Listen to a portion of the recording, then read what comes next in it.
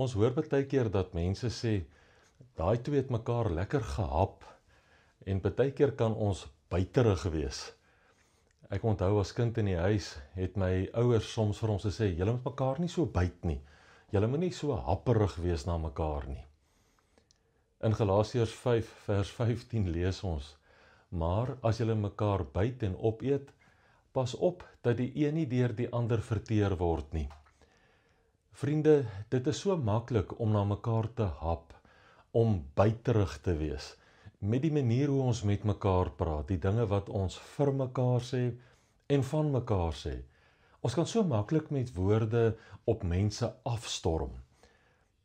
Daarom is dit belangrik om te onthou, dat wanneer ons met mekaar gesels, dat ons woorde altyd aangenaam sal wees, met sout besprinkel. Dat daar ook wysheid daarin is om soms stil te bly. Dit beteken nie dat ek nie iets het om te sê nie. Om stil te bly beteken dat ek die wysheid kan toepas om te weet wanneer om te praat en wanneer my opinie nie noodsaaklik sal wees nie. Nie 'n verskil aan die argument of die omstandighede sal bring nie, of dat dit nog net nie die regte tyd is om te praat nie. Daarom moet ons woorde tel, want woorde tel. Vir jou en my om beter te kommunikeer, om beter begrip vir mekaar te hê, wil ek voorstel dat ons doen wat Gadamer, dit was 'n Duitse filosoof, aanbeveel het, 'n siklus wat ons kan volg, 'n verloop wat ons kan volg, om dinge beter te analiseer, om beter te kommunikeer. Hy het gesê dat ons in die eerste plek moet onthou, dat ons almal 'n vooropgestelde idee het. 'n vooropgestelde idee wat gevorm word deur my eie ervaring, deur my kennis van die lewe en van omstandighede, deur die blootstelling wat ek het.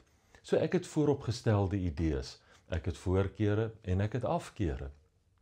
Maar hierdie vooropgestelde idees word gevorm in 'n omgewing van 'n gebrek aan kennis. Ek het nie alle kennis in pag nie. Ek het nie 'n volkome insig in alles nie. Nie een van ons het nie. Daarom het ek 'n vooropgestelde idee wat gevorm word in 'n omgewing wat gekenmerk word met 'n gebrek aan kennis. En daarom is dit belangrik dat ons met mekaar sal begin gesels, op 'n beskaafde en op 'n mooi manier, sonder dat ons met woorde op mekaar afstorm.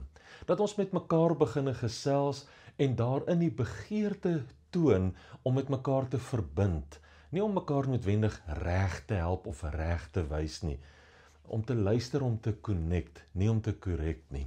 En wanneer ons op so 'n manier begin luister, dan gebeur dit dat ons horisonne verbreed, dat ons beter begrip het, dat daar selfs 'n vermenging van horisonne kan plaasvind, waar ons makliker by mekaar kan uitkom. En wanneer dit gebeur, kan ons beter toepassings vind in die lewe. Kan ons op 'n manier met mekaar gesels en ooreenkom om die pad op 'n mooi manier met mekaar verder te stap. Al sou dit dalk beteken dat ons nie verder saam met mekaar stap nie. So kom ons let op wat die woord van die Here ons leer. Sommers so uit die hart, uit die mond uit die woord van God uit. Maar as julle mekaar byt en opeet, pas op dat die een nie deur die ander verteer word nie. Vrede vir jou.